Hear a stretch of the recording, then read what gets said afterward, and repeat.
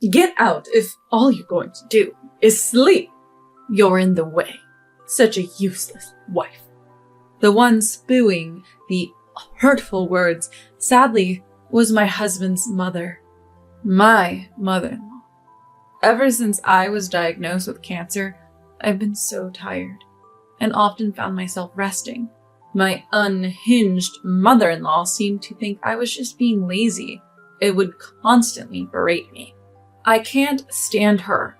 Just when I felt I couldn't take it anymore, my husband, who was supposed to be on a business trip abroad, walked in with someone.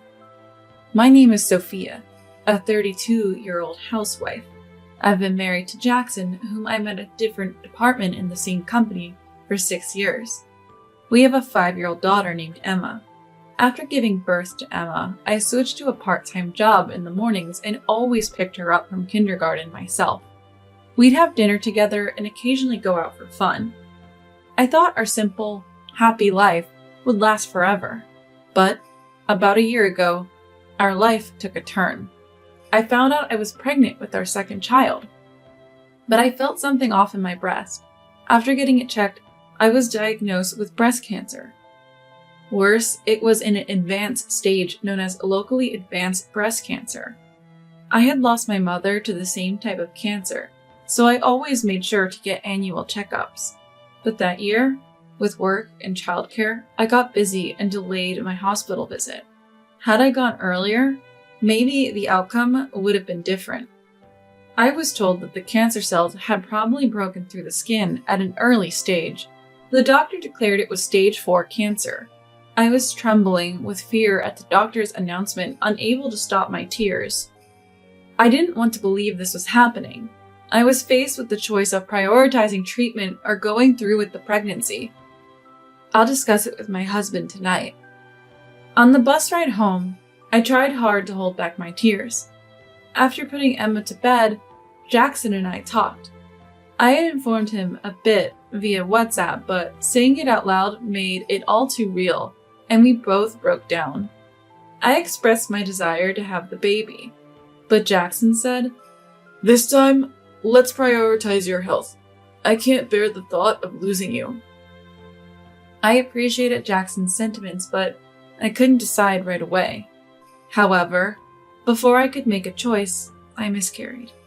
I cried my heart out that day, apologizing to the unborn child. Further tests indicated that I might not be able to conceive again. While my dad and father-in-law were supportive and comforting, my mother-in-law said, "Can't even produce an heir. Truly useless," when we were alone. I was determined to beat cancer and live a happy life with Jackson and Emma. I started with chemotherapy, aiming to shrink the tumor to a size where it could be entirely removed. To focus on my treatment, I had to quit my job. Being hospitalized for chemotherapy was tough, especially on Emma, who was only 4 at the time. "No, Mom, don't go." Saying goodbye in front of the hospital, I tried to comfort my crying daughter, but it broke my heart. I felt so guilty making young Emma feel this way. Until Jackson got home, Emma would be taken care of by my mother-in-law after kindergarten, which I really disliked. Because once, after being scolded by my mother-in-law, Emma cried even harder. "Emma, don't be selfish. It's okay if mommy doesn't get better, right?" She might be right in what she's saying, but I thought there's no need to speak that way to a 4-year-old. I've always had a hard time with my mother-in-law, even disliking her since the beginning of our marriage. She's incredibly harsh, speaks aggressively, and doesn't hesitate to say hurtful things. During family meetings, she would critically assess everyone, asking about my education and family background. When she found out my mother battled breast cancer, she said, "Doesn't that mean Sophia has a high chance of inheriting it? Maybe you shouldn't get married." In the end, she was scolded by Jackson and my father-in-law and kept quiet. But when they weren't around, she never missed a chance to make snide remarks. I always wanted Jackson to marry Olivia. Olivia is a childhood friend of Jackson's and a violinist, a graduate from prestigious music school and apparently a favorite of my mother-in-law. She's currently studying abroad, so I've never met her. Jackson assured me she's just an old friend, but my mother-in-law would always bring up Olivia's name and compare me to her. My mother-in-law has always been controlling, especially with Jackson, her son. But with me hospitalized, Jackson couldn't manage everything alone, so we had to rely on mother-in-law. Their house is about a 30-minute drive from ours. My father-in-law holds a significant position in a big company, so they're quite wealthy. Mother-in-law is a housewife spending her days attending various hobby classes and hosting tea parties with friends. I secretly wondered how someone with such a sharp personality could have friends, but in our current situation, we had no choice but to rely on her. "Thank you, mother-in-law, for taking care of Emma," I said. "Oh, don't be so formal.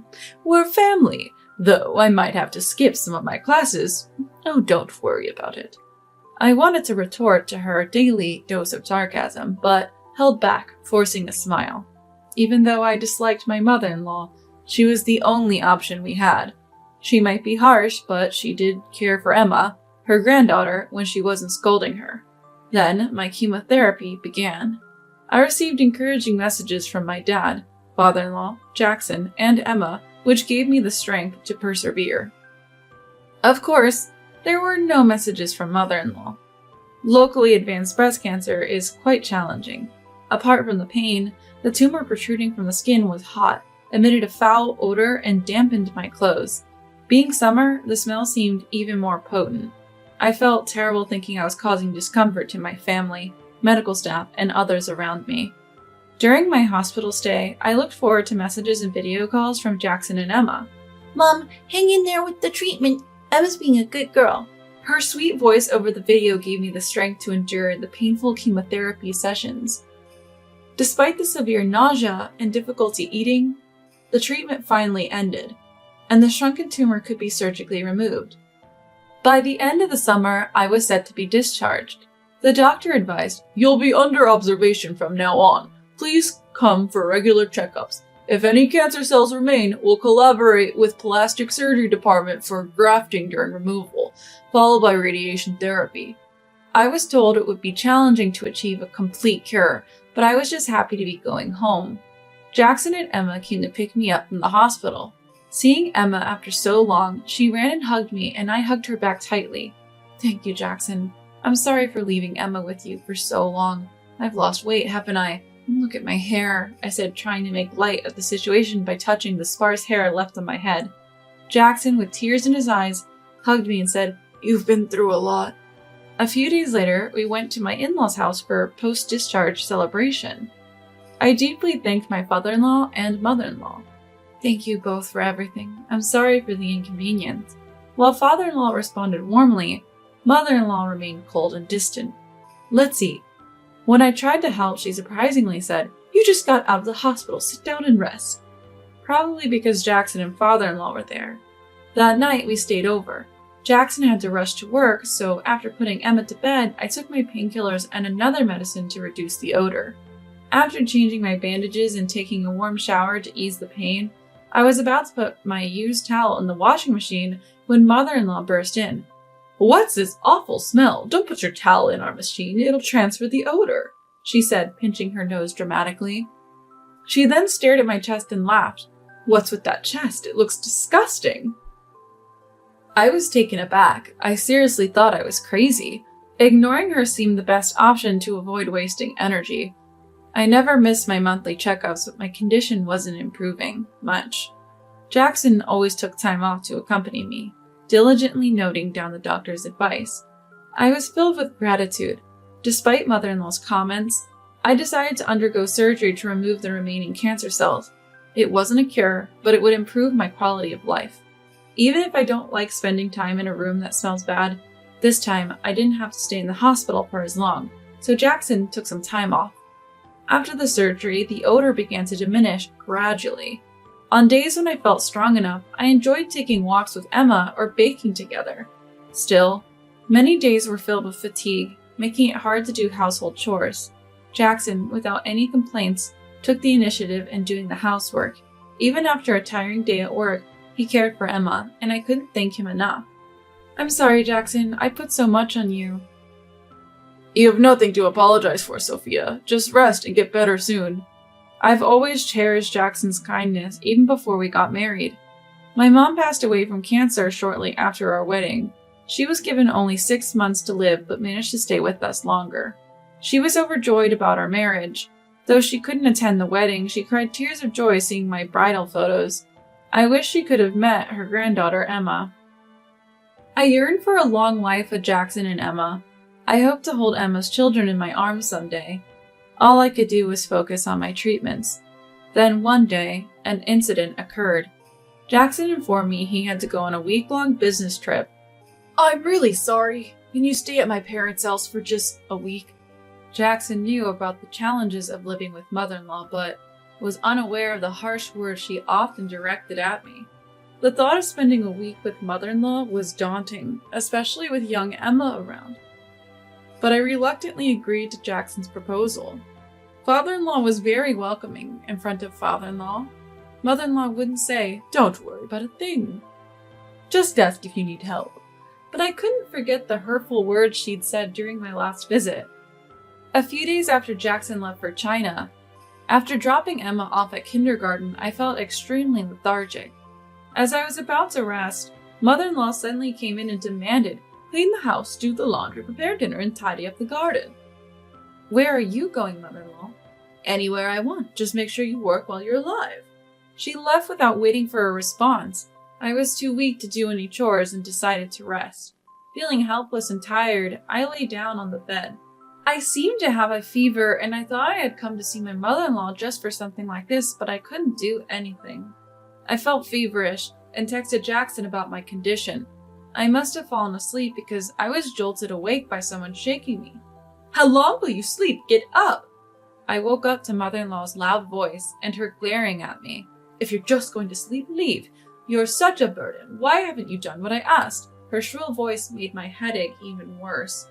"You've been discharged, so work. You neglect Emma and make Jackson do all the housework. I feel sorry for him." Mother-in-law continued to berate me. Even without being told, I feel more guilty than anyone about Jackson and Emma. But my body is just so weak. Even if they say I can be discharged, I can't just get up and move immediately. If I could, I wouldn't be here. "You should have never married someone like him. Poor Emma, having you as a mom." The harsh words kept coming, and with my fever and fatigue, tears started to form. "I'm sorry, please forgive me. I'll do my best with the treatment." All I could do was apologize. "You're not recovering because you lack determination. You rushed into marriage because you wanted to show your mom a happy face, and now you have cancer. A wife who just lies around is nothing but a burden. You can't even have more kids. But don't worry, even without you, I'll make sure Jackson remarries and Emma gets a proper mom." What? What is she talking about? "Olivia is back from abroad, so don't worry about Jackson and Emma. Just divorce him gracefully." Mother-in-law, Jackson has his own life. Don't think you can control everything just because he's your son. Shut up. You won't be around for long anyway. Just leave. How cruel. You really have a way with hurtful words. Just as I managed to retort, someone entered the living room. Grandma, I hate you. Why are you so mean to Mom? Emma, tears streaming down her face, ran to me and hugged me. "Huh? Emma? I thought she was at kindergarten. I checked the clock and it was already past 3 p.m. Then, Jackson, who was supposed to be on an overseas trip, walked in with an unfamiliar woman. Mother-in-law looked shocked. "Jackson, why are you here? And Olivia?" "I got a call from Sophia this morning saying she wasn't feeling well, so I came back. Then I got a call from kindergarten saying no one picked up Emma. If you have a problem, take it up with Mom." "If you have a problem, take it up with me, Mom. Why are you being so mean to Sophia?"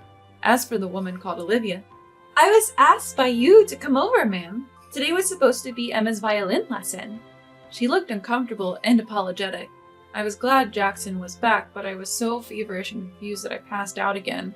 When I came to, a meeting was being held. At the in-laws' house, Jackson and even father-in-law, who seemed to have left work early, were all gathered to get an explanation. Emma had gone to the park with Olivia, and the detailed explanation and discussion began. "Mom, when I rushed home earlier, Olivia was outside, and inside you were shouting nonsense. What's going on? Explain."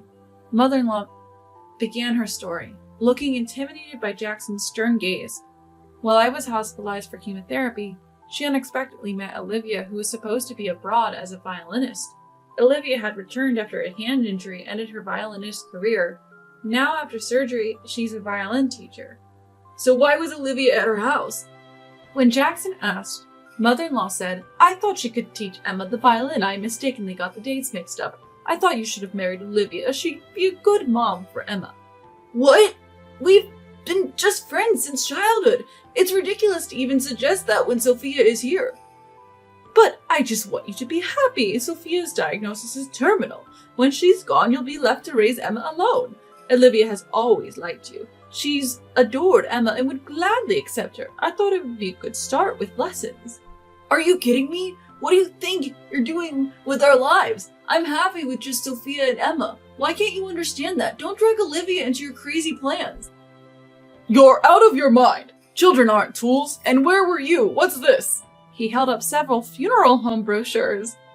Mother-in-law tried to explain, but it was clear she had been planning my funeral.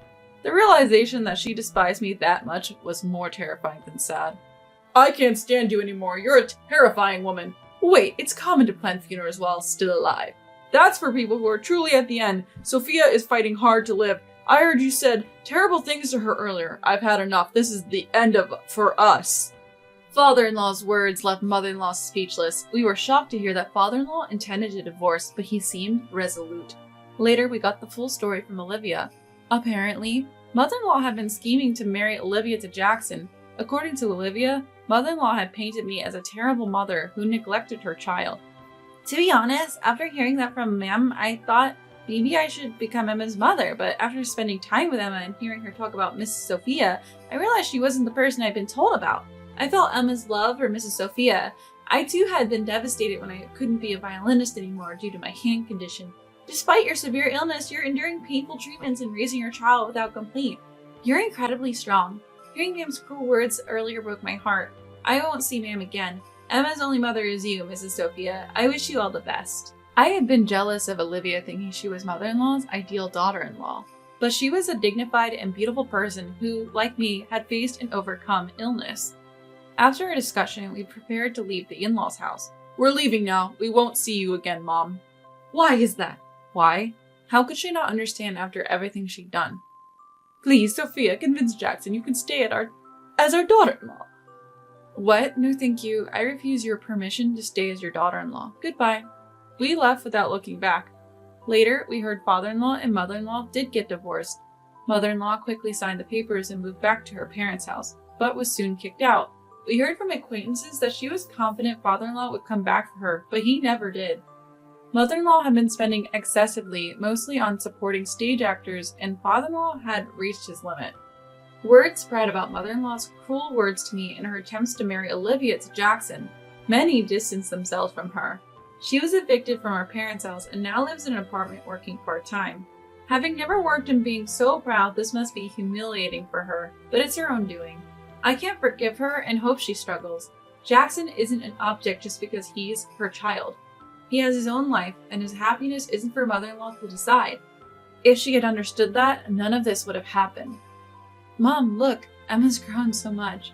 Years later, we stood at my mother's grave, with Emma, now in elementary school, praying beside us. I was given 6 months to live, but I've survived for 5 years since. My cancer has metastasized to my bones, but I'm not afraid. I'm determined to live with my beloved family. I won't give up on holding my grandchild, a dream my mother couldn't fulfill.